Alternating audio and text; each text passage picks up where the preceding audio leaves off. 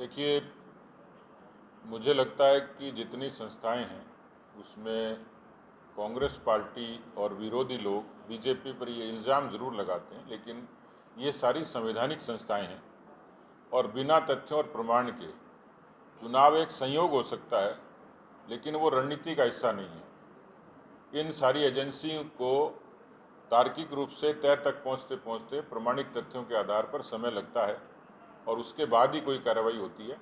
ये पूरा बेबुनियाद आरोप है। लोग तो केजरीवाल के बारे में भी कहते थे उन जैसा निष्पक्ष और इस तरीके का व्यक्ति नहीं है, लेकिन शराब घोटाले में जिस तरीके की सच्चाई सामने आई है उससे जनता को उनकी हकीकत समझ में आ गई। तो मुझे लगता है कि एजेंसियां स्वतंत्र हैं और अपनी कैपेसिटी में काम करती हैं और संविधान के प्रदत्त अधिकारों से ही वो काम करती हैं।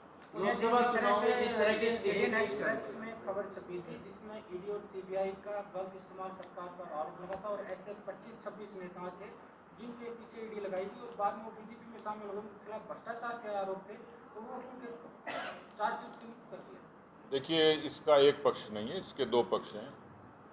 उसका पृष्ठभूमि क्या रही, उन पर कार्रवाई किस वजह से हुई और राजनीतिक निर्णय क्या लिया। इसलिए ऐसे बहुत लोग हैं जो बीजेपी में हैं, उन पर ईडी की कार्रवाई या एजेंसीज की कार्रवाई हुई, लेकिन उन पर मामले अभी भी लंबित हैं, सेटल नहीं हुए हैं। इसलिए ये आरोप बेबुनियाद है कि बीजेपी में आने से हमने उन पर कार्रवाई नहीं करी। लोकसभा चुनाव में जिस तरह की स्थिति थी हरियाणा में, और अब तक आप क्या ऐसी कमी देख पा रहे हैं जिसको दुरुस्त किया? देखिए, बहुत सारी चीज़ों की चर्चा होती थी और बहुत मुद्दों की भी चर्चा होती है, लेकिन प्रमाणिक तौर पर मैं कह सकता हूं कि भारतीय जनता पार्टी के पक्ष में एक बड़ा जनमानस था। इतना ज़रूर था कि 14 और 19 जैसी परिस्थितियां पोलिंग बूथ पर नहीं थी।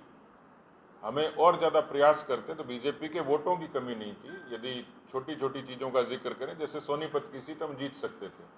थोड़ा बहुत प्रबंधन की और थोड़ी सी हमारे अपने वोटर को पोलिंग बूथ तक पहुंचाने की हमारी कमी रही। और मुझे लगता है कि कोई कांग्रेस के प्रति लोगों का प्रेम नहीं उमड़ा था, कोई कांग्रेस के प्रति लोगों का बहुत ज़्यादा ऐसा नहीं था कि वो कांग्रेस को लाने के लिए आतुर हैं।